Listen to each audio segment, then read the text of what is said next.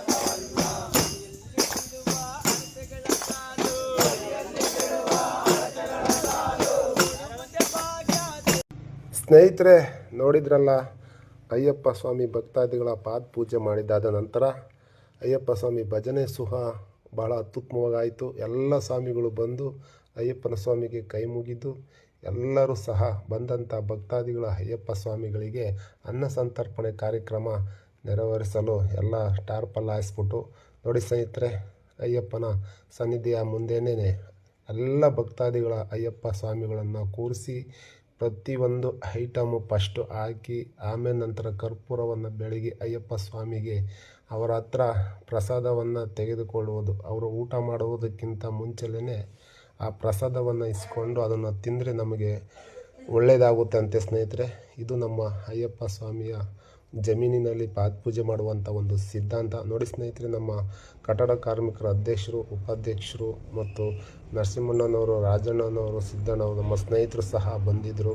ನೋಡಿ ಸ್ನೇಹಿತರೆ, ಎಲ್ಲ ಸ್ವಾಮಿಗಳಿಗೂ ಸಹ ಹೊಟ್ಟೆ ತುಂಬ ಊಟ ಮಾಡಿ ಎಂದು ಭಕ್ತಾದಿಗಳಿಗೆ ಏನು ಬೇಕೋ ಅದನ್ನು ಅಯ್ಯಪ್ಪ ಸ್ವಾಮಿಗಳಿಗೆ ಊಟ ಅನ್ನ ಸಂತರ್ಪಣೆ ಕಾರ್ಯಕ್ರಮ ಬಹಳ ವಿಜೃಂಭಣೆಯಿಂದ ನಡೀತೈತೆ. ಅಯ್ಯಪ್ಪ ಸ್ವಾಮಿಯ ಊಟ ಆದ ನಂತರ ಸಹ ಆ ಎಲೆಯನ್ನು ಸಹ ಒಂದು ನೀಟಾಗಿ ಭಕ್ತಾದಿಗಳು ಎತ್ತುವಂಥ ಒಂದು ಸನ್ನಿವೇಶನೂ ಬಹಳ ಚೆನ್ನಾಗಿರುತ್ತೆ ಸ್ನೇಹಿತರೆ.